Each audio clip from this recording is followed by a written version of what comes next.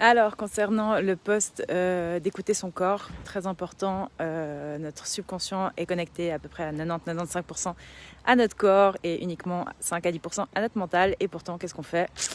On se croit plus intelligent avec notre ego et que ce qu'on devrait en fait. Et en fait, la vie, elle va te tacler, mais d'une de ses forces quand tu l'écoutes pas, c'est assez violent en fait.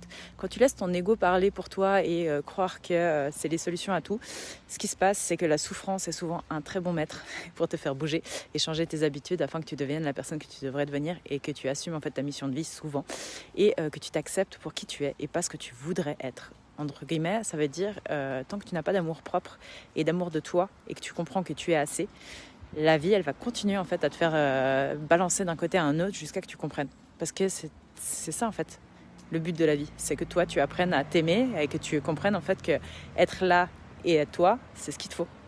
Et devenir meilleur, c'est super. Et c'est ce qui va faire que, mais en attendant, juste de t'accepter, ce sera déjà un pas énorme sur ton développement personnel. Et ça, en fait, l'humain ne change que par inspiration ou désespoir. Moi, j'ai clairement eu le droit à la claque du désespoir. Mais pendant longtemps, j'avais aussi le bienfait de l'inspiration. Dans le sens que je me mettais toujours à côté de personnes où je me sentais inspirée, où je me sentais mieux. Les gens qui t'inspirent, c'est les gens authentiques. C'est impossible, en fait, de te faire inspirer par quelqu'un qui n'est pas dans sa voix et qui n'est pas authentique. Et quand quelqu'un est authentique, c'est là où tout se passe. C'est là où, en fait, de l'intérieur, ils attirent l'extérieur. C'est tout.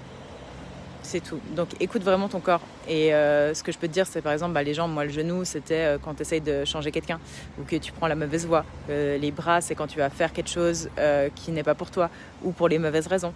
Ça peut partir des épaules. Il y a tout qui est lié. Et ça, c'est des choses que tu peux apprendre. Il y a un livre qui peut t'aider, c'est Écoute ton corps de Lise Bourbeau. Et moi, c'était ma physio quand je réapprenais à marcher à 26 ans.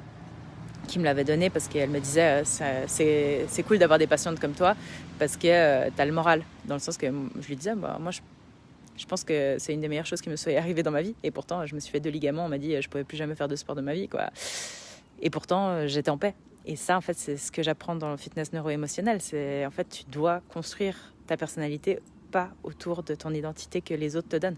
C'est toi qui choisis ton identité par les actions que tu prends et la manière que tu vois les choses et que tu perçois les choses.